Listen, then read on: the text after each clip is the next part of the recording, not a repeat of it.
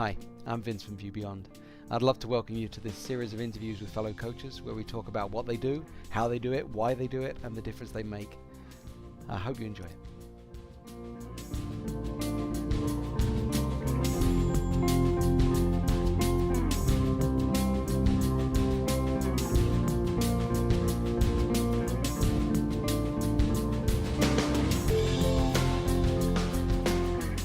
So hi, I'm here with Kathy Zering of Live Amazing, and we're going to talk a little bit about her coaching and what she does for people. Hi Kathy, how are you? Good. How are you, Vince? I'm great. I was just saying it's a little bit cold out here, so I'm in the mixture of having too much heat and going in the house and the cold outside. So it's kind of being in that balance place, which is Yeah.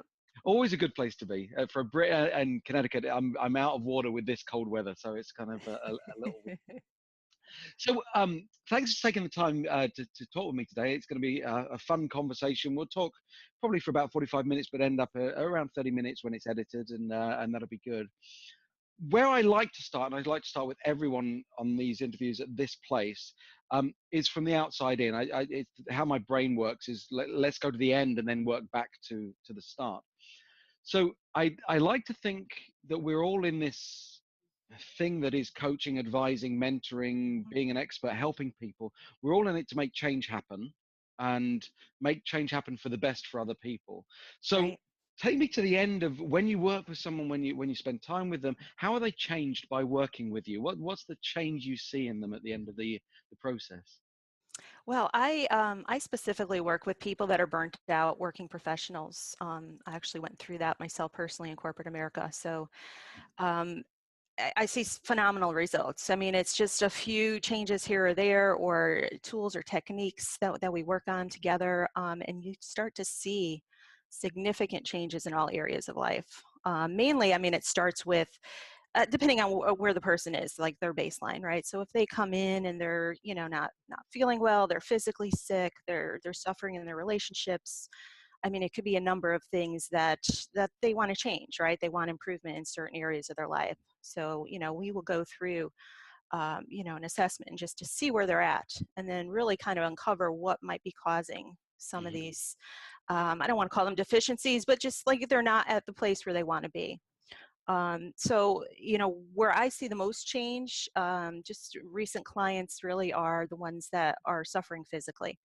They're at the point where they've got to make changes, or their health is suffering tremendously.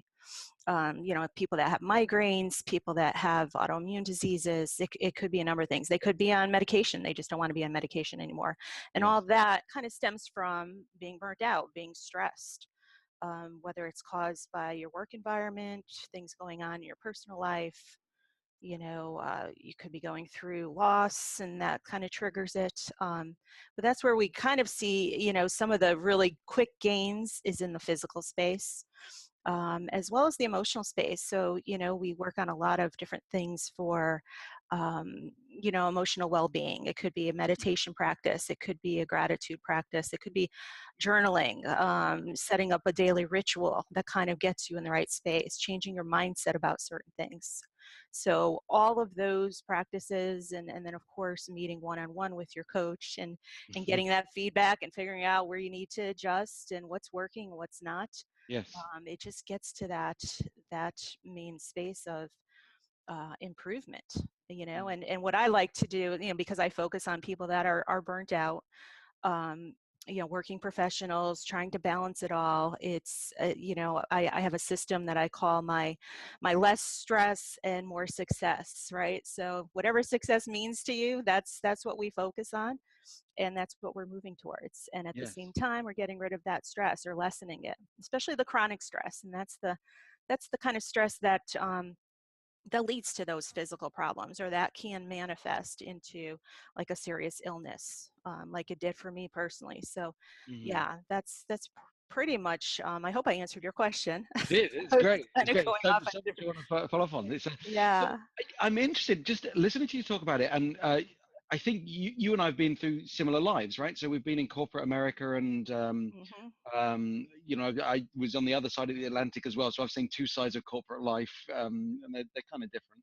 Um, but I was wondering about avoidance and denial, right? So when it's easy when you've identified that you're burnt out, or you've been burnt out, and you've got over it.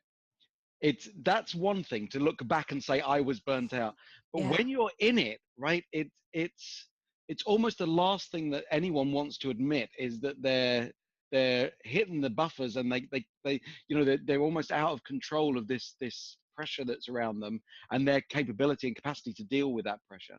So I'm interested in how much of your work starts with even just an opening of people, of kind of getting them aware of the problem, because maybe they're not connecting the migraine or the Yeah. autoimmune disease to what's happening at work.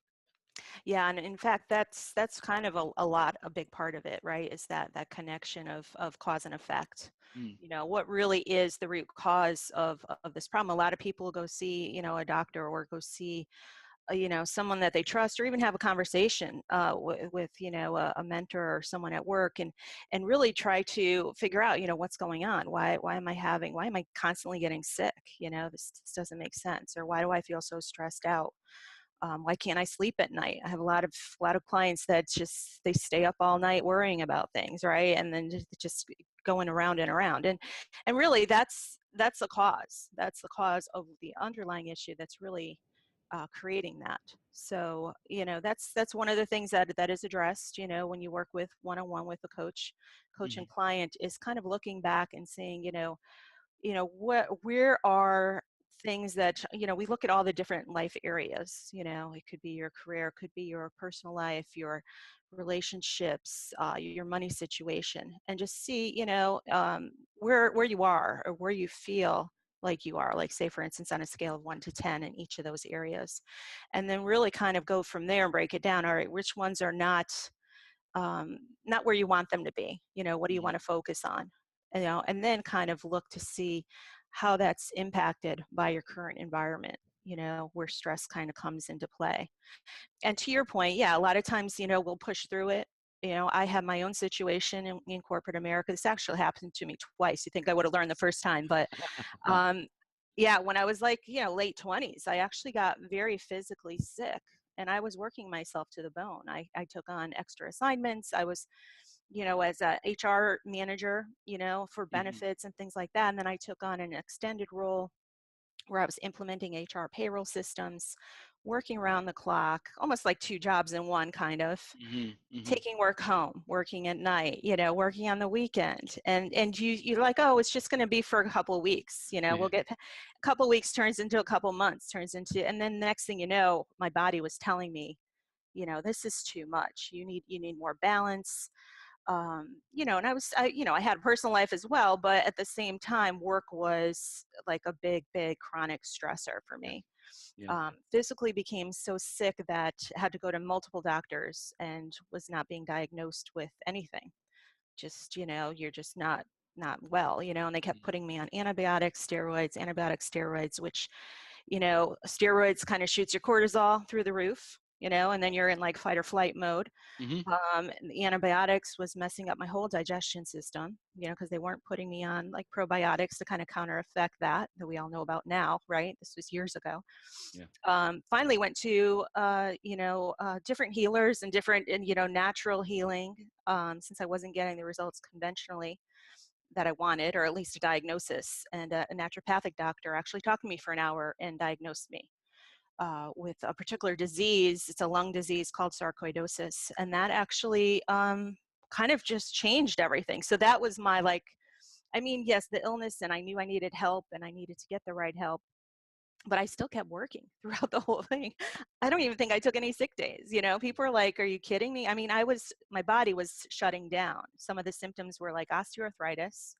Like, picture somebody in their late 20s, right? You feel like Hmm. you're you're Hmm. you're never going to get sick. You're going to live forever. Yeah. I had osteoarthritis, night sweats, pain in the feet, like crushing pain, where it felt like the feet were being, like, stepped on by elephants after being on my feet for 20 minutes. My whole digestion system was a mess, like, just fevers. And basically, once I had that diagnosis and had a path on how to improve, and it was all about, like, acupuncture and energy medicine and different alternative healing, because this Hmm. supposedly had no cure. You couldn't take a pill and it'd be gone.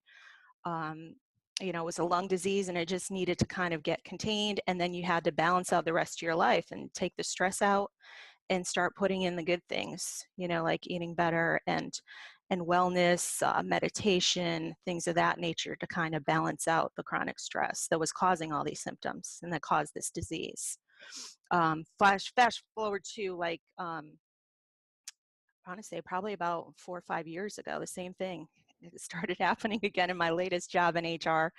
I was a global HR business partner, very stressful role. The company was going through a big um, they were just changing everything. They had a 5-year plan to restructure the whole organization, and being in HR at a higher level, I was an integral part of that.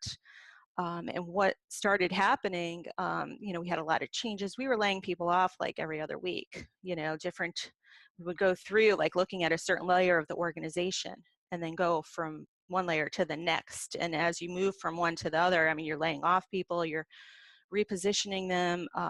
It was just a very stressful environment, very toxic. And I saw it around me everywhere. People were having accidents, workers' comp accidents, falling on the ice, things happening that, sure, it could not be necessarily related to all the chronic stress, but if you're not 100%, Hmm. tend to kind of those things start to happen all around you, like getting sick every other month, catching the flu 2 times in 1 year, all these kind of, physical ailments, back pain, not being able to sleep. So I saw that all around me. And then at a certain point, the disease that I had, prior to that, my late 20s, came back. And I had to actually leave that position because of it.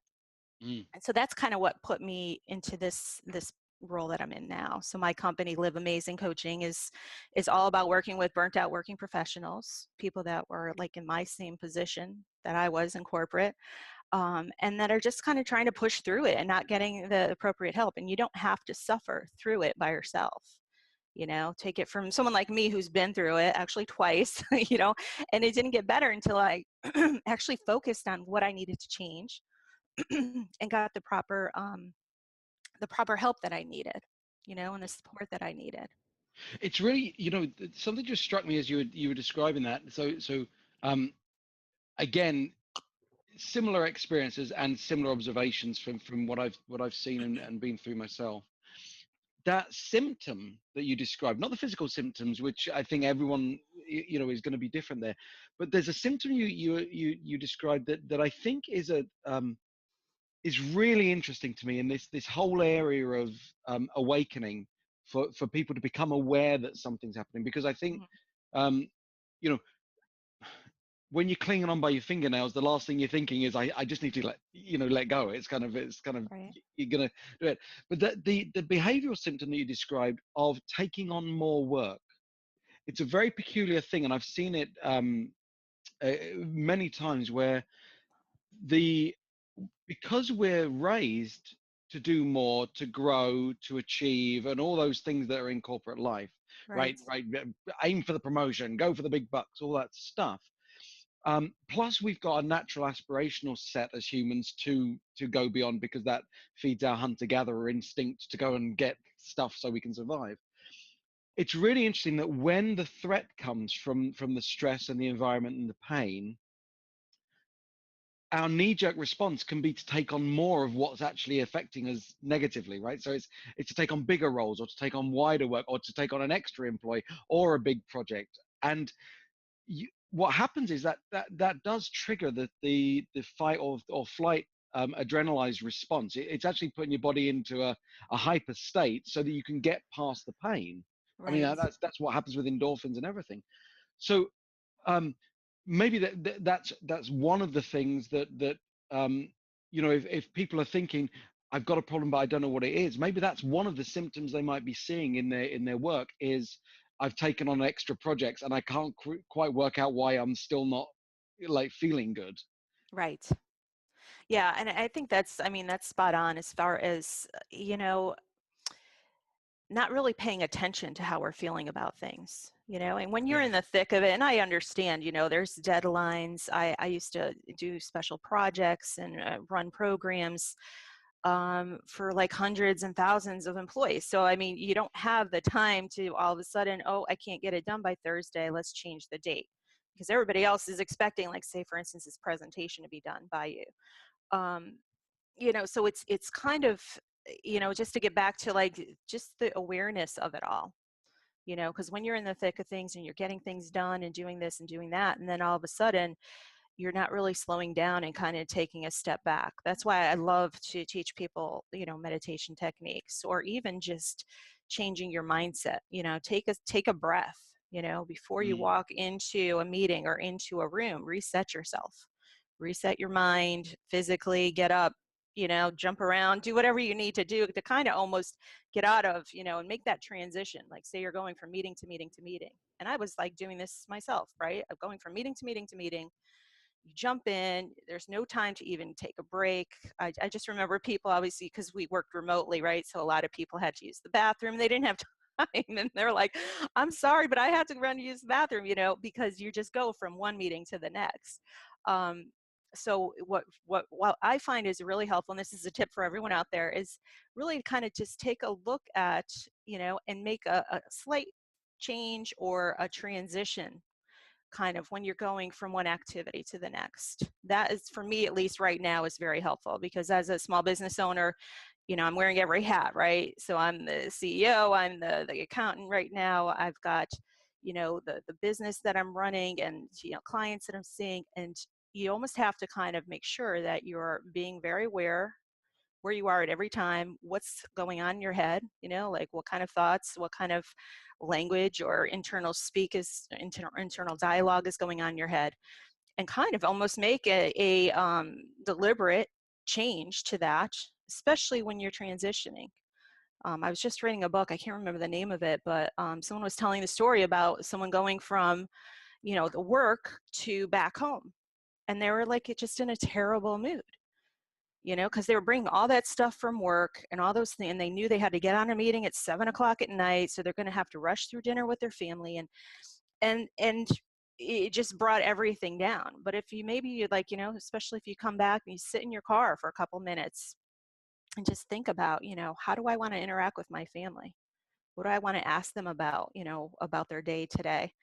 And just kind of remember, like, what they may have been doing, and like what you want to follow up on, and, what do I want to feel out of this time that I'm spending with my family, right? And just, and knowing that you may have to jump on a work call later on in the day, but kind of separate yourself from that and just move forward, and really kind of, step into that, that new activity with like a different mindset.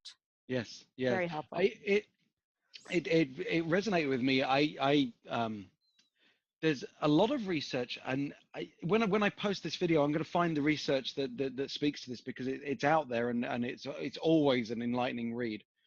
That people who are in entrepreneurial situations where they do wear all the hats that you were talking, where you're Right. carrying the whole weight of everything, are on the whole happier than those who don't carry that weight of need, people who are employed, even in senior executives. So you get up to senior executives who supposedly have got the brass ring, and the leaders of the organizations are less happy than people who are managing their own business, even if their own business is sometimes facing failure. Mm, And it all comes down, in all the research that I've read about it, it all comes down to control. It's kind of, I may be suffering, I may be in pain, but at least I control all aspects of this pain, right? yeah. Kind of when you're running your own business. Whereas knowingly and unknowingly, when we're employed in corporate settings, and particularly the bigger the corporation, the more we cede certain amounts of controls to other places. I always think of things like, if I want to make a purchase, I've got a budget that I can buy against. I have to raise a purchase order that somebody has to authorize, so I can go and Yes. buy paper clips, for example. It's kind of, whereas when you're an entrepreneur, you nip to Staples and you buy some paper clips. It's kind of, and then you try and remember to keep the extra Right. receipt, so you need to put it in your accounting Or system. just even like, I remember hiring decisions. I mean, we had Oh, people that were vice presidents and presidents of parts of the organization. I worked for a huge global company, like mm, 90,000 employees at one point. And they couldn't understand why they couldn't hire this person. without getting to a certain level of approval. And then it would take like 2 weeks to get all the approvals. And then you go through the whole interview, and then you got to get the actual, the offer approved. So it was this long drawn out process. So Yeah. to your point, yeah, I mean, they lose the control, and I saw that frustration. Yeah, and Day in and and it's day out. so the thought, just to expand on it, because I think this is, what I'm hearing is, it's almost like, what are the signposts that somebody's going to experience or be able to spot that says, I need to do something about this. We've got one signpost, which is physical symptoms, Correct. and psychological symptoms, right? So like distraction, confusion, all the physical ailments that yields somatically. Mm-hmm. The another symptom is taking on more work, because then you'll be successful, or then I'll feel successful, or because somebody wants me to do more, so I'm going to do more. So continuing to load that plate. Yeah, and not feeling good about it. Yeah, right. So Mm-hmm. so so this should make me feel good, and it's like a cognitive dissonance thing. This is the thing that's meant to make me feel good, but I feel worse. Right. Or dread. I mean, I guess I've seen that, um, with folk where they dread work. So it's, the thing that they've been really good at, they get more of it, and then they're dreading it, and that can often look like 5 o'clock wake ups, and staring at the ceiling in bed at 3 o'clock in the morning, thinking, oh God, I can't go on that, or dreading the call. Yeah, But and it's even worse when it starts on Sunday night. I just saw a meme on, I don't know, social media recently of like I think it was a dog or a cat just all spread out, and its head, like eyes rolled up, and it's talking about, oh, tomorrow's Monday. yes, Like just, dreading the fact that they have to go to work. yeah, and so Um, the bit about control was interesting. So control brings us, um, satisfaction or happiness, or just well-being, right? Being having right. control, Hmm. and in its worst, it becomes control freakery, and kind of over controlling. But being in control, being able to make choices, I think, let's word Yeah. it like that rather than control, because control's got a negative connotation sometimes. But having choices and being able to make choices gives us a sense of well-being. Um so what I was thinking about was you were saying about coming home, and I was thinking about a former colleague of mine who, um, caught me one day at the point when he was at the end of like the journey we're talking about. He was a recruiter. He was the executive recruiter in a part of our company, and he was doing a lot of high level work with a lot of the constraints that you were describing about who gets to say this person gets hired, all that stuff, right? Hmm. And dealing with just corporate idiocy, as I always call it. It's just like madness that happens. And he said, Vince, I'm tired of yelling at my kids for no reason that I can understand, right? Yes. And it was Hmm. just, what I began to see with him, and this is what we began to talk about and work on, was it was the energy that he was controlling, because control is there. So in the situation that was causing the problem, he was controlling his reaction, but that energy was getting displaced, and it was coming out over here, and it Right. was it was it was firing off at his kids at night, and it was because during his quiet time, he was trying to get quiet time in the evening, and they would need him and want him, as any kid would need their dad to be around, right? Hmm. But he would bam, so like wail on them because he was trying to read the newspaper, or whatever it was that he was a sports fan. That's what so he used to watch football, the American football, and if you're Yeah. trying to watch the game and have a beer, so there's drink involved, right? So there's the other ways we loosen off. But he'd be watching the game, and his son would be just like setting him off, because his son would interrupt the game. Yeah. And Yeah. it was, so again, another symptom, right? So we've got the physical ailments, we've got the psychological ailments, we've got And the you see, yeah, the behavioral element, is what you're talking about. So it's like when you're snapping at people, and then later on you feel really bad about it. And that can happen at home, that can happen at work, yeah, and yeah, you have to go back and apologize. It's definitely something to pay attention to, because if you're doing that a lot, there's more going on there. yes, And yes, I like to kind of look at stress in a certain way, chronic stress especially. Um, you're going to behave differently, right? We talk about road rage or hear these stories about road rage all the time. Would you actually, behave in that kind of a way if you weren't stressed out? I mean, there's both ends of the spectrum. You could be driving, and if you're a very well balanced person, say you meditate every day, and then you take that time in the car, just plenty of time, and you build it into your process of getting to work on time, and there's going to be traffic, and you're maybe listening to like a motivational podcast or something like that. you get in a different space versus somebody that, didn't sleep at all last night, Yeah. up working, working late, worried about money problems or whatever it may be. And then they're in the car and they're rushing to work because they got up late and something else happened in the morning that set them off. And then you just see it spiral from there. So it's really kind of just, paying attention to those behavioral cues that are almost happening unconsciously, right? Like you don't even realize that you're snapping at someone until after it's done, Yes. Yeah. and it's because you're in that state, Yeah. right? Where you lash out. And carrying the guilt, right? So Oh, there's yeah. some part of it that my I almost said his name, and Mhm. I let's call him C, because it's kind of can't say his name. But that was, he was adding to the burden on his shoulders because he was carrying the guilt of yelling at his. Exactly. He You was. don't feel good, right? I mean, at the end of the day, you do not feel good Yes. if you're behaving in that kind of a way. And you Yeah. can control your thoughts, you can control your behavior. It's just when you're wrapped up in the middle of all this like activity going on, or again, at a certain point where there's too much pressure or chronic stress happening, you're not paying attention to the power that you have and the ability to change those situations, Yes. you know. And Yeah. that's where coaching comes in, because we can step back and talk to our clients, and talk to them and find out, how was your day? How was your week? And see, well, like if certain situations, like you were just mentioning, oh, I snapped at my kids again last night, I feel so bad about, then we can delve a little bit deeper and find out, where's this coming from? Like, why do you feel like you're snapping at them? Yeah. And then come together at the end and with an action plan, like here's what I'm going to do next time. Like we said, like sit in the car and change your mindset before you step in the house. Yeah. Say, Yeah. I'm not going to be yelling or screaming. I'm going to go in there and enjoy the dinner with them and spend like a whole hour. And then I know I have, my football game on at 8 o'clock. So, I'll spend the hour with the kids before that, and then just let them know that, I'm going to go watch my game, Yes. Yes. see where it takes them. But, I think it's definitely, if you put your intention behind certain things, in a positive way, it changes phenomenally. That's the great part about coaching, because you see these changes over a period of time with certain people. You see their physical symptoms going away. You see, just changes in, the success, whatever success means to them, right? Like I had someone come into me suffering from migraines, and now they don't have migraines anymore, and now they're seeing changes in their business, that they didn't even expect, and in their self-confidence and in their behavior. Mm. So it's just very heartwarming, and it's what turns me on, right?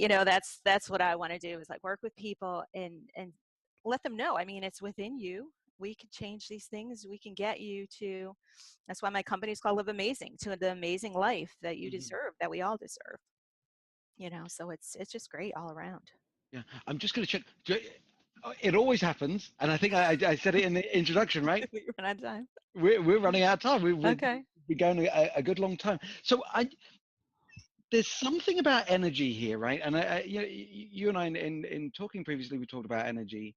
Um, there's something about when the energy is scattered, when it's going off in all directions. Mm, That can feel great because it's being like being a fire, right? It's like incandescent, but it's not sustainable because it burns. It's yeah. kind of, you're burning energy.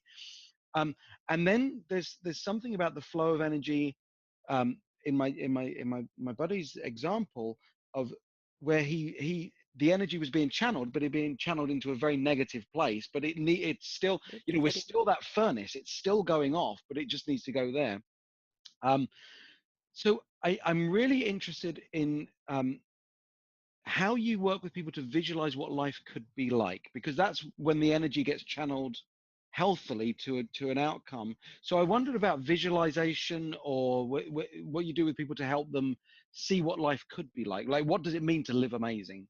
Yeah, yeah. I mean, and that's a big part of life coaching, right?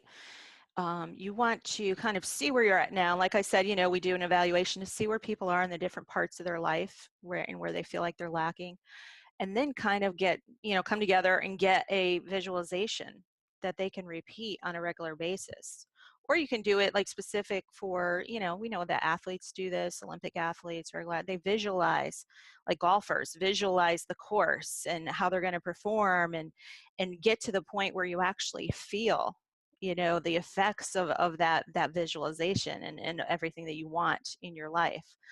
So that's a big part of coaching, Mm. is to get your visualization, see where you want to be, and get that picture crystal clear, and to the point where you actually feel it. And then there's a bunch of other tools, like, different mindset tools, where you can kind of snap into that and get to that feeling right away. You know, yeah, so it's very important to have that. I also like to do guided imagery sometimes, where people get into a very relaxed state, and then we talk about, and this is really kind of just to kind of get them used to getting into like a relaxed state, and then just being open to whatever may come. Hmm. Kind of like when people meditate, just alone, and then that's when sometimes people get these ideas. Or like say you're in the shower even, and you don't even have to have like a separate meditation practice where you sit there all upright. I mean, I meditate in my bed half the time, just because it's like at night and I'm tired and I'm cold. But people in the shower, they get these like brainstorms or these ideas, Mm. it's because you kind of just your mind is like, open to that. Yes. So getting to that point, visualization, guided imagery, all those kind of things, meditation, they all kind of help with that balance. And like we were talking, the energy, right? So you have all this input coming in, and you might be high energy, and this is like a way to kind of step back and really allow that creativity and different ideas to come in, and get kind of really set on what you want and where you're heading. And that's Yes. where the guided imagery and the visualizations come in. Yeah. And it's Yeah. strange because then it's almost like you're training your brain to expect that, and then the next thing you know, like you might be in that situation and you either perform that way or you overperform, right? Especially like with the athletes, so like they'll see it a certain way where they're succeeding, and sometimes they'll like even go even further than that because it's already trained in their brain to expect it. Yes. Yeah. Yes. So I mean, Yeah. great amount of tools out there that we have, and Great. I love sharing that with people. Cool. As a inveterate, I'm a shower solver. I don't meditate in the shower, but I solve things when I'm in the shower. Always whatever's been puzzling away back in the Yeah. subconscious, like, oh, that's what I need. That's what I can do there, and put it together there. So I know there's actually loads. And again, for anyone watching this, I picked up on a number of things in the car, driving, moving, in the shower. There's Hmm. loads of research. Again, I'll find the link and I'll put it in the description of the video here. Um, that movement is important, even if we're near something moving, whether it's water flowing or Yeah. people moving. It's like airport people watching. Quite often, when people say that they're a people watcher, they're not actually paying attention to the people. It's the movement of people walking around them. Hmm. That's what they're registering. That's why people go to coffee shops to work. It's not actually so they can work, is so they can have movement and have human interaction, and people being around them. Right. Fascinating what goes on up here in there. And I think it's not just meditation for the mind. I think it's the spirit and the soul. It's kind of getting that all in a line is great. So knowing the time, and knowing that I will continue just asking questions until I kind of fall off the chair. Is there anything we've not talked about that you wanted to share? Anything we've not covered, or anything that I've not asked you about? I mean, we've covered a lot. I'm just trying to think through. I